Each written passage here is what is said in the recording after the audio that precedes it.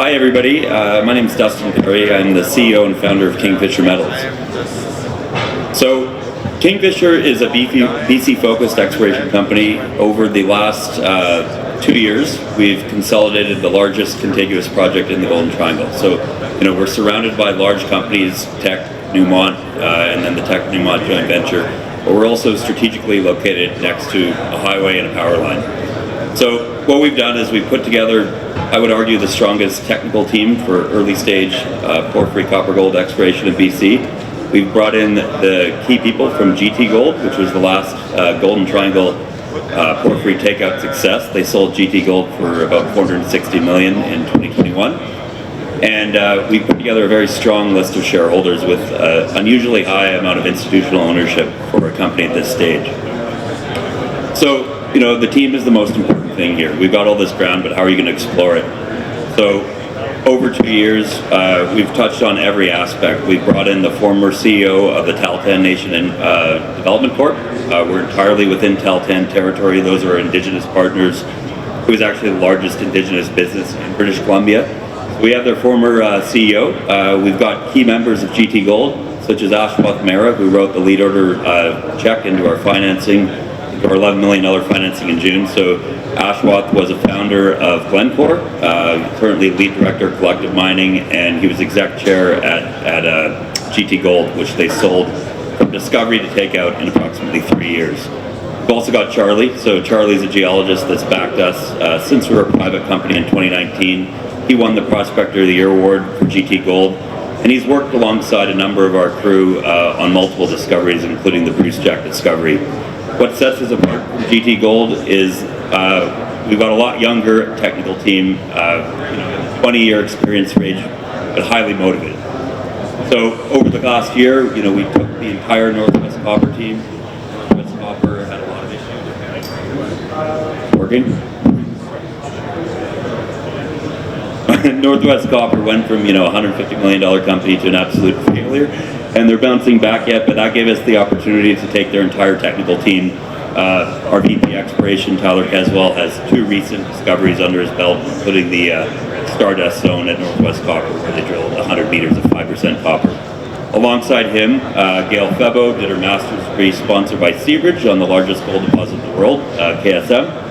We've also got Stephanie, who recently taught the course at the Prospectors and Developers Association conference earlier this year. So top-notch team. They've had the team that a major would have, but we're about a $30 million company with a major-sized land position.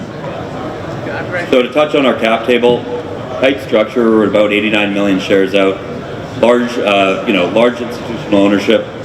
Lots of German funds, including Commodity Capital is in there. Deutsche Rostock is in there. Several other funds, including Crescat, Lowell from Australia, and then several very large ultra-high net worth shareholders, including Ashwath Mehra, but also Larry Childress out of the United States, and then Alex Gubbins. Alex Gubbins has been backing us since 2021, and he is heir to the 4th largest mining family in Peru. And if you follow a lot of the Yukon companies, he's built 20% positions in most of the companies up there.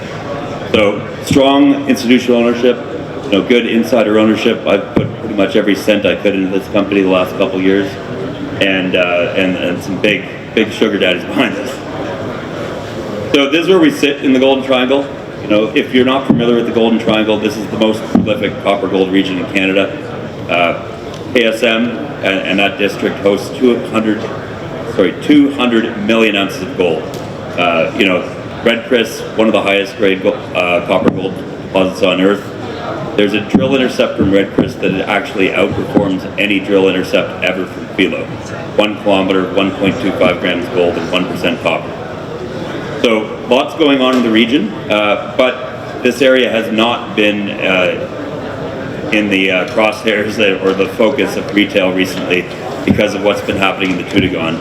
And that's given us an opportunity to expand our land position, which is something we are still working on doing. We're in a crazy market right now, but if you can get good ground in a place like Canada with all the infrastructure around us, it's a no-brainer, especially given that we have the team to explore this area. So what brought us into this region? This is a pretty technical graphic, but I'm going to simplify it here for you. So What brought us into this region is the same thing that brought the Lundines into the Vicuña district in Argentina.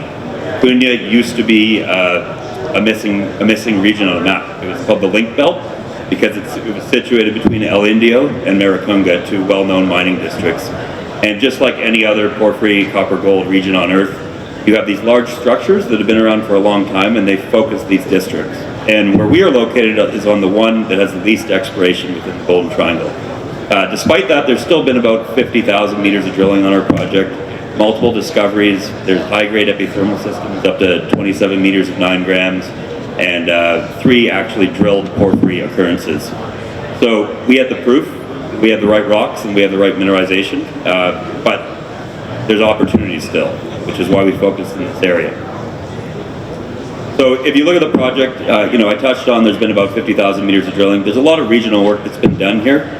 This is about 15,000 soil samples across 850 square kilometer project. You can see Galore Creek out to the west of us, the Shaft Creek project to the north of us. So those 2 projects, they've recently had $750 million committed to them, which was a promise made by Anglo and Teck in their ongoing merger discussions. What you see on this map, though, is a lot of copper anomalies, and then one area down in the Hank area, which actually appears, below background compared to the other areas. Then you look at gold. So this gold anomaly here, from Hank in the area of drilling all the way up to Mary, is one of the largest gold anomalies in British Columbia. That's about a 12-kilometer long anomaly. Anything that is orange on there is above a quarter of a gram in soils. And this is really the explanation for why we're focused in this area. You get porphyry deposits at depth, and you get epithermal systems at surface. And in today's day and age, it's pretty difficult to go find a billion-ton porphyry sticking out of the ground. You need something to hide it. And you'll hear a lot of people talking in BC about glacial till hiding a porphyry, or even a glacier in the Golden Triangle. What we have on our project is a high-grade gold system that is obscuring porphyry mineralization. So if you look at this image, this gives you a shot from a helicopter showing what this area looks like. You've got highway and power line 12 kilometers away from us, very similar to what GT Gold had. And then you have a 12-kilometer trend here of alteration, anomalies, and mineralization. This year, we set out to extend the Williams porphyry, which is down there on the left side of the image. And we actually put out one intercept. One of our 9 holes coming this year, and 1 out of 9 has been released, and it was 234 meters of 1% copper equivalent. So already one of the better intercepts in BC this year for porphyry. But the real prize over a couple-year time frame is finding what is creating this massive gold anomaly across the valley at Hank. So, previous operators here in the 1980s came and they found this large gold system at surface. Lots of good hits. You can see some of them in the yellow on the bottom left over there. Near surface hits of 40 to 50 meters of, 3 grams. Pretty damn good at surface hits, but they never drilled deep. They tested a few other things, drilled up to 27 meters of 9 grams, but again, they never found a porphyry underneath it because simply people in the 1980s weren't drilling deep. But then a previous company, Golden Ridge Resources, in 2017, went to the valley bottom and found Williams. So they found copper mineralization outcropping at surface. And this year we've gone in and expanded that by over 200 meters at depth. What we've also done is we've tested underneath this large epithermal gold system that has shallow mineralization. Our thesis has always been that Williams or Mary, which has almost 300 meters of half a gram from surface, that these large porphyries aren't actually what's creating this large epithermal system. And the idea has always been there's a monster hiding underneath here. And our last hole of the program, I think it's pointing us in the right direction because we hit copper mineralization over 400 meters in an area nobody had ever found it before. So this is what it looks like at surface. So huge geochemical anomaly. These are all gold grades plotted on here. And that last hole, I don't believe I can point, but right near the Hank porphyry target area, it was a brand new covered area where the last 400 meters of the hole hit copper mineralization, increasing at depth.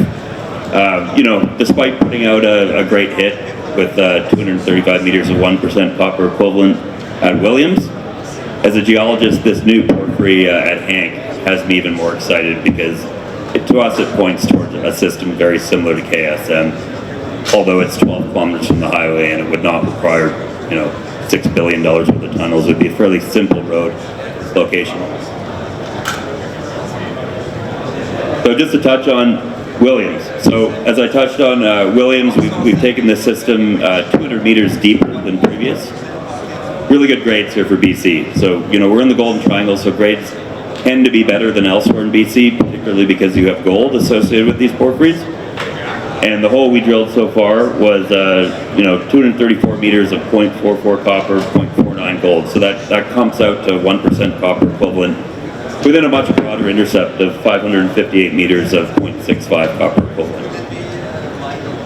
And now you can see where Williams would be off in the distance on the far left and this new porphyry target that we've identified. So it is still conceptual in nature, but the geophysics, which I can explain to you fairly simply over across there next to Alex's booth, but the geophysics are exactly what you want to see. It's a dead ringer target to us.